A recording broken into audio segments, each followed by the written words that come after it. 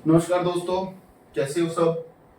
तो आज अब बात करने वाले हैं ट्रांजिट के बारे में। ठीक है, तो ट्रांजिट के बारे में समझेंगे। मोस्टली जो एस्ट्रोलॉजर है ना, उनको पता नहीं होता कि ट्रांजिट कैसे काम करता है, या हमें ट्रांजिट देखना है चार्ट के अंदर तो वो कैसे देखना है। तो हम उसी के ऊपर बात करने वाले हैं आज कि ट्रांजिट को कैसे देखें। ठीक है, अभी हम आप बताओ आज किस टॉपिक के ऊपर बात करनी है ट्रांजिट में।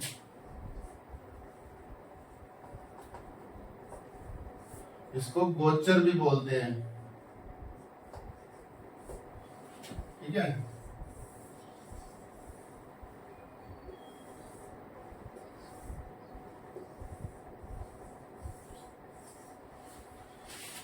ठीक है। अब ये कुंडली है, फॉर एग्जांपल ये तुला लगन की कुंडली है।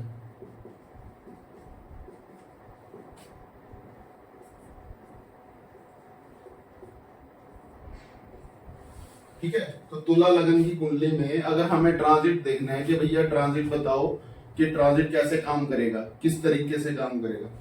ठीक है, तो अगर मान लो हमारे पास कोई क्लाइंट आ रहा है, हमें ट्रांजिट के बारे में कुछ नहीं पता, हमारे पास कोई क्लाइंट आ रहा है और हमसे पूछता है आगे कोई भी क्वेश्चन। फॉर एग्जाम्पल मान लो कि वो हमसे शादी का क्वेश्चन पूछ रहा है। ठीक है, तो शादी का क्वेश्चन अगर हमें उसको बताना है कि भैया वो शादी के बारे में क्या सोच रहा है, उसके मन के अंदर क्या थॉट चल रहे होंगे, कैसे काम कर रहा होगा उसका दिमाग इस टाइप। तो हम मान के चलते हैं यहाँ पे वो हमसे प्रश्न करता है कि भैया मेरे पापा मुझे शादी के लिए फोर्स कर रहे हैं, तो मुझे ये बता दो कि शादी होगी या नहीं होगी, होगी तो कैसे होगी। अब मान के चलते हैं यहाँ पे मरकरी चल रहा है गोचर में, गोचर की बात हो रही है ये। तो गोचर में यहाँ पे मरकरी चल रहा है, तो इससे तुम क्या कहोगे, भैया उसका जो दिमाग है ना वो बहुत चंचल स्वभाव का होगा। शादी को लेके उसके मम्मी पापा बोल रहे हैं पर वो हाँ या ना में जवाब नहीं दे पा रहा होगा, मन थोड़ा विचलित होगा उसका। ठीक है, यहीं पे अगर हम दूसरी बात करते हैं,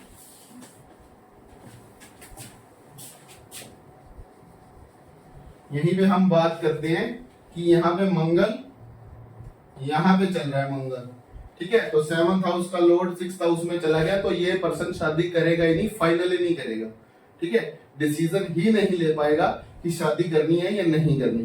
ठीक है, अब शादी की बात रहने देते हैं, अभी तुम्हें प्रमोशन की बात करनी है। ठीक है, तो सबको पता है कि ये वाला जो हाउस होता है अपने स्टेटस का होता है।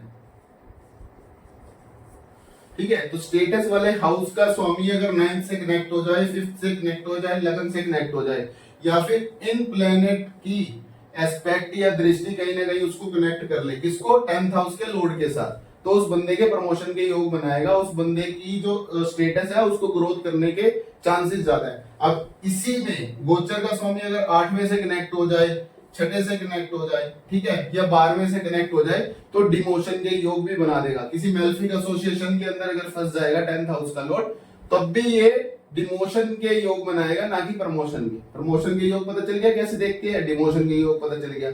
ठीक है, अगर किसी और का कोई क्वेश्चन है तो वो मेरे को बता सकते हो, मैं उसके चार्ट के ऊपर लगा के देख लूंगा। ठीक है, और सबसे इंपॉर्टेंट बात, अगर हमारे पास कोई भी क्लाइंट आ रहा है तो सबसे इंपॉर्टेंट क्या होता है, हमारा लगन। तो लगन क्या है, यहाँ पे वीनस का।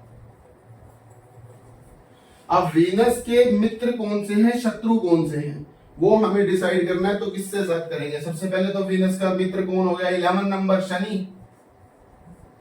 इसके बाद यहां पे हो गया अपना मरकरी। ठीक है, और वीनस तो हो ही गया, और इसके साथ साथ जुपिटर। अगर मान के चलो जुपिटर यहाँ पे 10th में बैठ गया, ठीक है, तो जुपिटर कैसे एस्पेक्ट बंदे को देगा।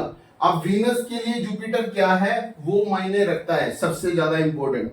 ठीक है, अगर इसका कोई शत्रु है, इसका शत्रु है तभी प्रॉब्लम देगा, तब हम उसकी रेमेडी कराएंगे या कुछ भी करेंगे।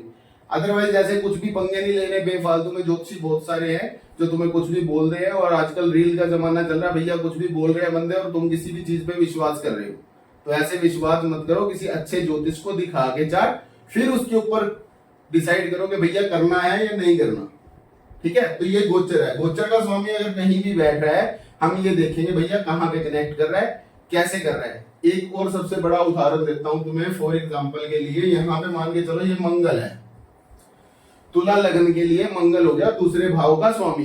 अब ये जाके बैठ जाएगा अगर अष्टम में, ठीक है, अष्टम घर के अंदर दूसरे घर का स्वामी चला गया, तो सब लोग ये बोलेंगे भैया ये बहुत खतरनाक है, ये तो बड़ा गंदा योग है तुला लगन के लिए। मंगल अगर अष्टम में बैठता है तो तुला लगन के लिए मंगल वैसे भी मारक होता है, क्योंकि दूसरे और सातवें घर का स्वामी जो होता है मंगल होता है।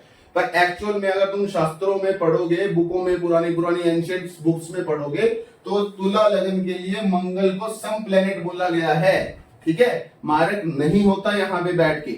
और दूसरी इंपॉर्टेंट चीज, सबसे जरूरी होते हैं नक्षत्र। हम सिर्फ राशियों से ये डिसाइड नहीं कर सकते कि वो हमारे लिए प्रॉब्लम करेगा या बेनिफिट करेगा। उससे ज्यादा इंपॉर्टेंट ये है कि वो कौन से नक्षत्र के अंदर बैठा है, और उस नक्षत्र के अंदर बैठ के हमें वो पर्टिकुलर कैसा स्वभाव हो चुका है उस प्लेनेट का, और कैसे वो हमें फल देगा।